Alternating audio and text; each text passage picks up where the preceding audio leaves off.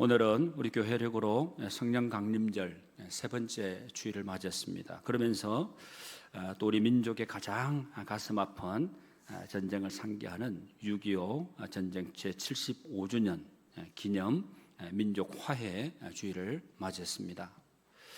우리는 이 동족 상잔의 비극, 이 동족 상잔의 비극을 겪었던 민족으로서 이제 다시는 전쟁만큼은 다시는 이 땅에 일어나서는 안 된다는 생각을 하고 있습니다. 그런데 요즘 세계를 보면 전 세계적으로 전쟁이 너무 많이 일어나고 있습니다. 주요 분쟁국이 어떤 곳이냐 이렇게 물어본다면 우리가 너무 잘 알고 있는 러시아, 우크라이나 전쟁이 있고, 그리고 이스라엘 하마스 전쟁, 이 가자지구죠. 가자지구 분쟁은 끝이 없습니다. 그리고 시리아의 내전, 수단, 그리고 미얀마 내전, 이외에도 아프리카 지역에도 항상 끊임없이 이게 내전이 일어나고 있는 것을 보게 되죠. 그리고 최근에 여러분 이스라엘과 또 이란의 이 격한 전쟁으로 세계가 바로 전쟁 노이로제에 걸릴 정도가 되었습니다.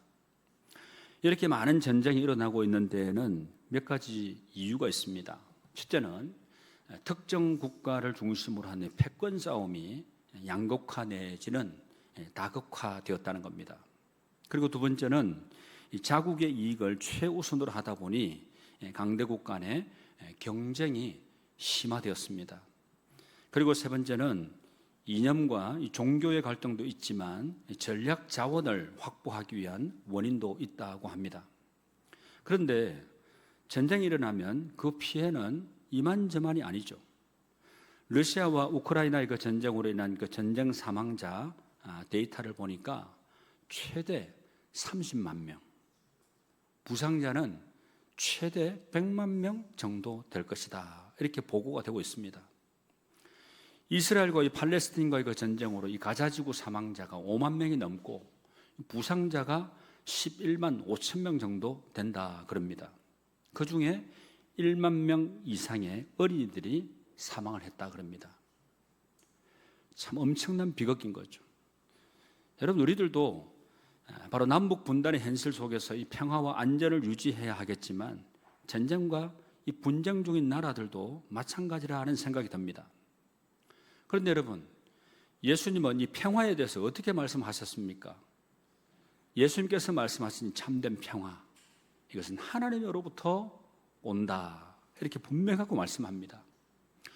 요한복음 14장 27절 말씀에 보면 우리가 평화하면 전쟁이 없는 상태를 얘기하지만 여러분, 우리의 마음에도 항상 전쟁이 일어날 수 있습니다. 마음에 평안이 없으면 항상 내분이 일게 되고 갈등과 또 대립이 일어날 수밖에 없습니다. 그래서 요한복음 14장 27절 말씀에 보면 평안을 너희에게 끼치노니 곧 나의 평안을 너희에게 주노라. 내가 너희에게 주는 것은 세상이 주는 것과 같지 아니하니라. 너희는 마음에 근심하지도 말고 두려워하지도 말라. 그렇게 말씀합니다. 이 평화를 만드는 사람은 복이 있다 그랬어요. 원수를 사랑하고 용서하라 그랬습니다. 여러분, 이 평화는요, 이 무력으로 이루어지는 것이 결코 아닙니다. 사랑과 정의로 이루어진다고 했습니다. 그래서 히브리서 12장 14절 말씀에서는 가능한 한 모든 사람과 평화롭게 지내도록 노력해야 된다, 이렇게 말씀을 하는데, 히브리서 12장 14절 말씀 같이 한번 읽어보실까요? 모든 사람과 더불어 화평함과 거룩함을 따르라. 이것이 없이는 아무도 주를 보지 못하리라. 아멘. 오늘 말씀의 본문에서 야고보 사도는 행함이 없는 믿음은 어떤 거라 그랬습니까? 곧 죽은 것이다. 반복해서 강조해서 말씀하고 있습니다. 단순히 입술로 믿습니다 이렇게 고백하는 게 아니라 그 믿음이 실제 우리의 삶 속에서 이웃사랑과 실천으로 드러나야 된다는 거죠. 특히 15절, 16절 말씀해 보면 여러분, 실제적인 아주 구체적인 그런 사랑의 그 실천에 대해서 말씀을 하고 있는데, 여러분 15절, 16절 말씀 같이 한번 읽어보실까요? 시작. 만일 형제나 자매가 헐벗고 일용할 양식이 없는데 너희 중에 누구든지 그에게 이르되 평안히 가라, 덥게 하라, 배부르게 하라 하며 그 몸에 쓸 것을 주지 아니하면 무슨 유익이 있으리요? 여러분, 물어보는 거 아니에요. 몰라서 물어보는 거 아니죠. 이렇게 행함이 없으면 실천적으로 너희들이 알고 있는 것 행하지 않으면 아무 유익이 없다라는 거예요.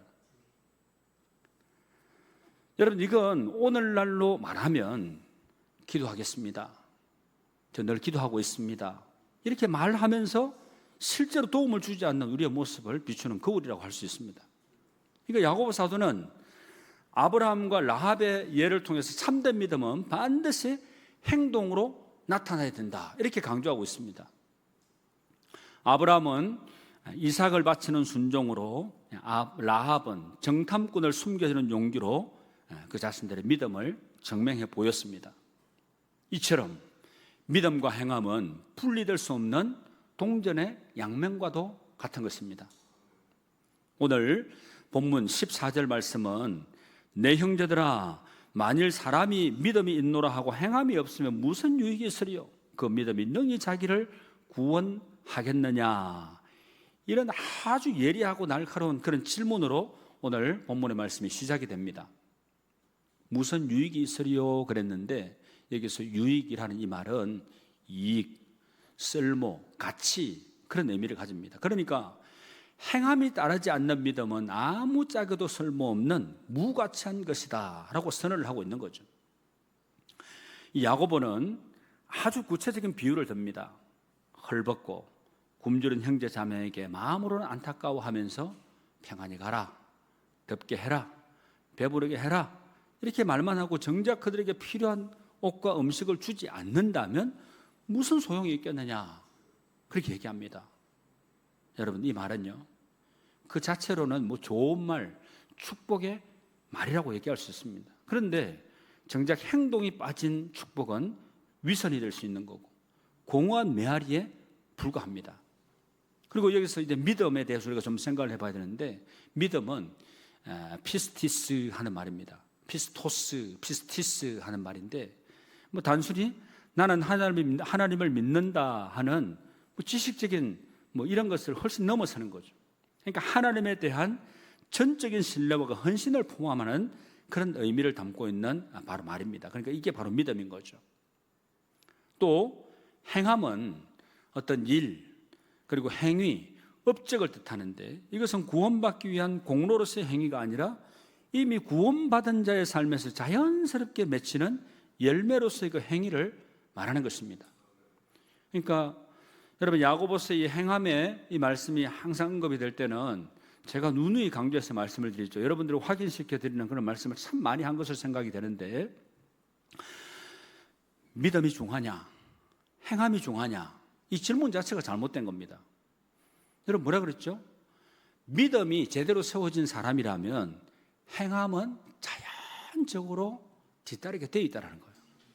그런데 믿음 생활을 한다고 하고 나는 신앙인이라고 얘기하면서 행함이 뒤따르지 않는 사람은 그 사람 믿음이 좀 의심스러울 수 있어요. 야, 믿음이 제대로 세워져 있나? 이렇게 의구심을 가질 수 있다는 거예요. 그래서 믿음과 행함은 따로 떨어뜨려서 생각할 수 있는 그런 개념이 아닙니다. 항상 같이 동전의 양면, 그리고 수레바퀴가 오른쪽 왼쪽 같이 이렇게 굴러가야 제대로 이게 진척이 있는 것처럼, 항상 믿음이 있는 사람이라면 행함이 뒤따르게 될 때 그 믿음이 성장하게 되고 성숙한 그런 상태까지 이르게 된다는 거죠. 그래서 지난주에도 제가 말씀을 드렸죠. 우리 항상 이거 꼭 기억해야 됩니다 하고 두 단어를 중요한 단어를 두 개 말씀드렸어요. 여러분 한번 따라해 보시죠. 칭의, 성화. 네, 칭의는 뭐냐면 로마서에 이신칭의 할 때 믿음으로서 어렵다 칭함을 받는다. 칭의. 그러니까 믿음으로 우리가 어렵다 함을 받고 인정을 받고, 그리고 그 이후에 믿음 하나 우리가 다 선물로 받았다 그래가지고 그것으로 만족하고 안주하고 있으면 안 된다는 거죠. 그럼 뭐가 이루어져야 됩니까? 하나님 앞에 세워질 때까지 성화의 삶이 이루어져야 되는 거죠. 예. 성화는 쉽게 얘기하면 거듭난다는 거죠. 거듭난다는 거. 우리의 삶이 현재 이 자리에 머물러 있는 게 아니라 사람이 태어나면 갓난아기로 태어났을 때 젖을 잘 먹고 또 음식을 먹을 때 되면 음식을 잘 먹고 몸이 건강하게 문제없이 성장을 해나가야 그게 건강하다 얘기할 수 있는 거죠. 나이가 들면 들수록 그 나이에 맞게 성장의 그 상태가 정상적으로 이루어져야 건강하다 얘기할 수 있는 거죠.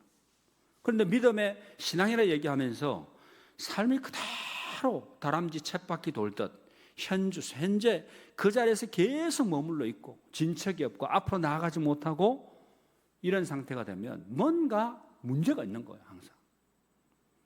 그래서 믿음과 이 행함은 따로 떨어서 생각할 문제가 아니라 믿음의 사람으로 우리가 주님 앞에 부름을 받았다, 하나님께로부터 인정을 어렵다 하고 인정을 받았다 하면 자연스럽게 우리의 행함의 삶은 그대로 이루어지게 되는 그 자연스러운 이것과 이것이 함께 가는 그것이 꼭 필요하다는 거죠.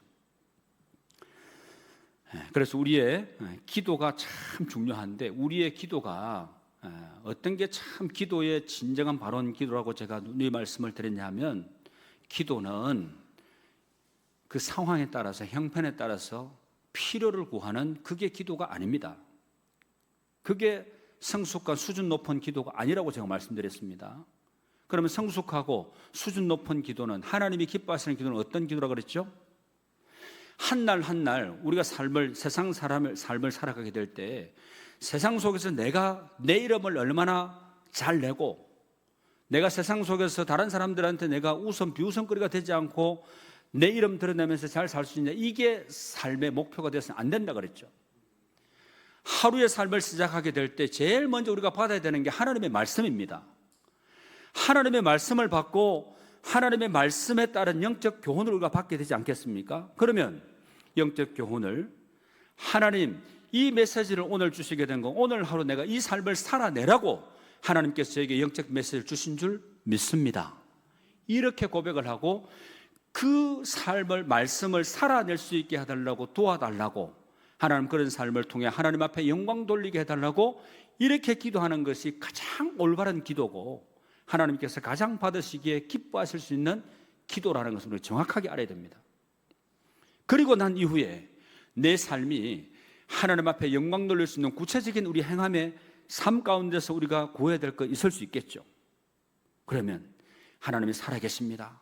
내 질병도 고쳐주시고 내 자녀도 잘 되고 내가 항상 어둡지 않고 밝은 얼굴로 상대방을 대하고 어려운 사람이 있게 되면 내가 그들을 그리스도의 사랑으로 그들을 섬기고 이렇게 세울 수 있는 그런 삶을 살게 해달라고 구체적인 기도이지만 이것은 하나님께서 기뻐하실 수 있는 기도인 것입니다. 그래서 가장 중요한 것, 왜 하나님의 말씀이 이렇게 오늘날 홍수처럼 나에게 많이 임하나? 저는 이런 생각을 합니다. 지금의 이때는 우리에게 주어진 마지막 기회라고 생각을 합니다.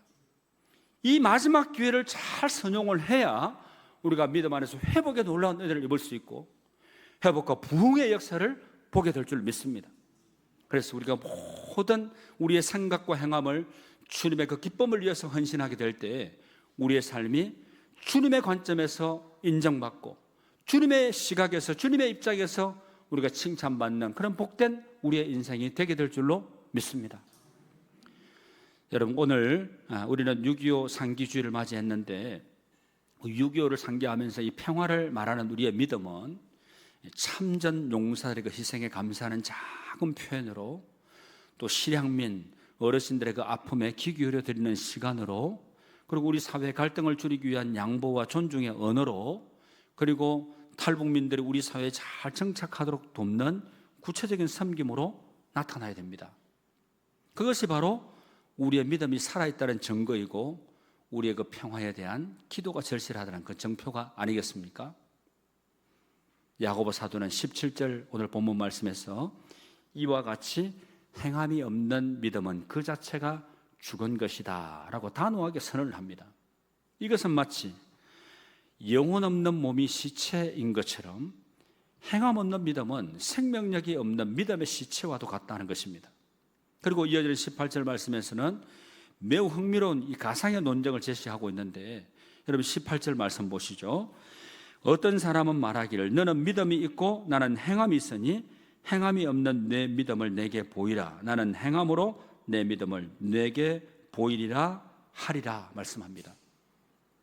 여러분, 이것은요, 믿음과 행함이 별개의 것이라고 주장하는 사람들에 대한 반박입니다.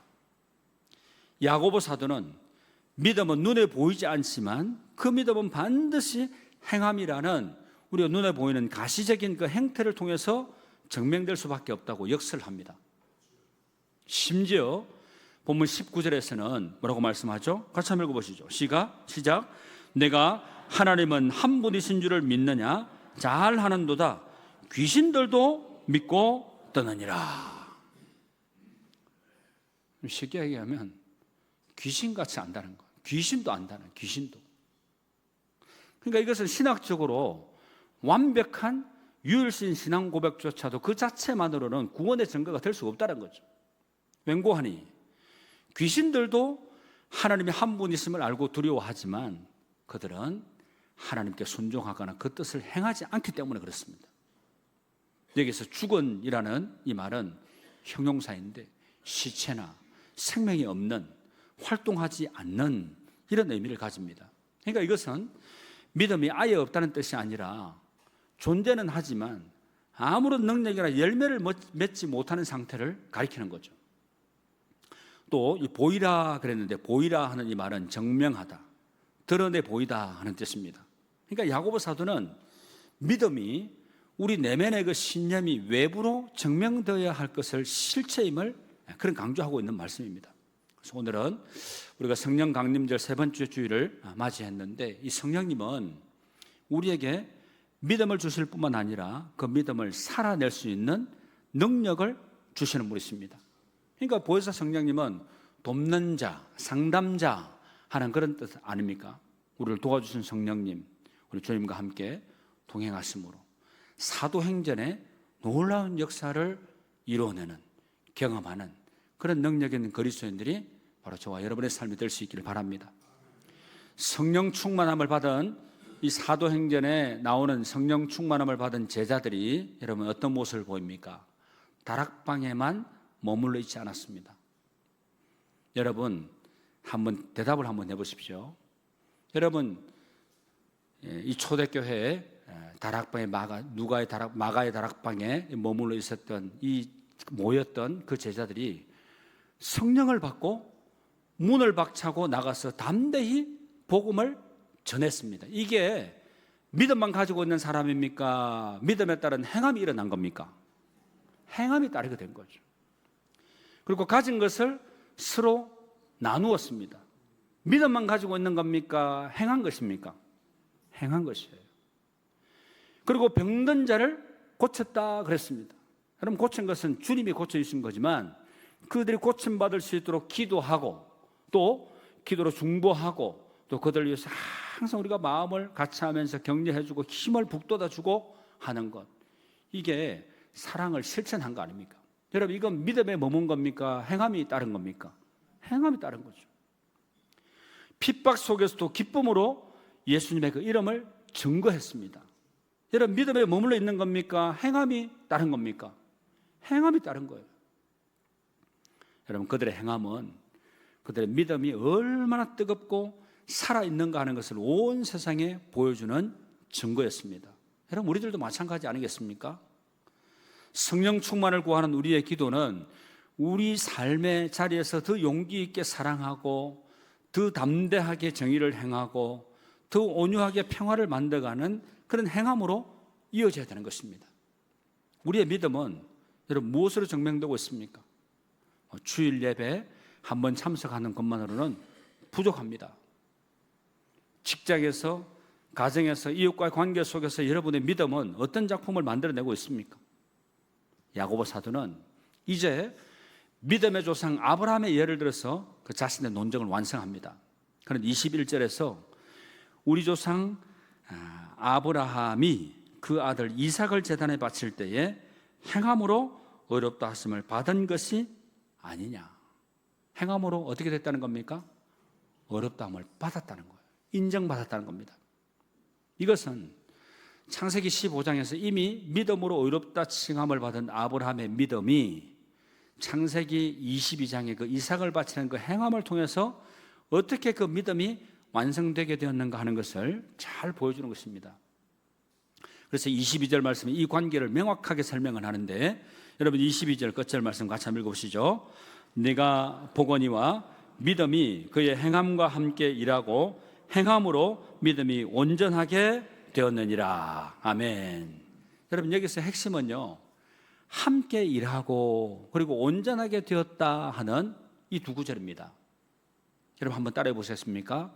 함께 일하고 온전하게 되었느니라. 함께 일하고 온전하게 되었다. 여러분 지난주일까지 제가 같은 주제를 3주간 연속으로 같은 주제를 저 말씀을 드렸어요. 연합, 일치, 하나됨. 이 공동체 안에서 하나됨의 그 모습에 대해서 계속 말씀을 전해드렸습니다. 여러분 공동체를 이루고 있는 지체들이 한마음 한뜻 되지 않고 각각 뿔뿔이 자기 생각에 자기 속에는 옳은 대로 행하게 되면, 여러분 배가 어디로 간다 그러던가요? 산으로 간다 그랬죠. 배가 어디에 있어야 됩니까? 물에 떠 있어야 되죠. 그런데 배가 산으로 간다는 것은 사공이 한두 사람이 아니라는 거예요. 생각이 이 사람 따로 저 사람 따로 하나로 이렇게 연합하고 하나로 뭉쳐져야 되는데, 이게 따로따로 하니까 자기 주장이 다 강한 거예요. 그러면 결국은 이 공동체는 어려움 속에 봉착하게 되는 거죠.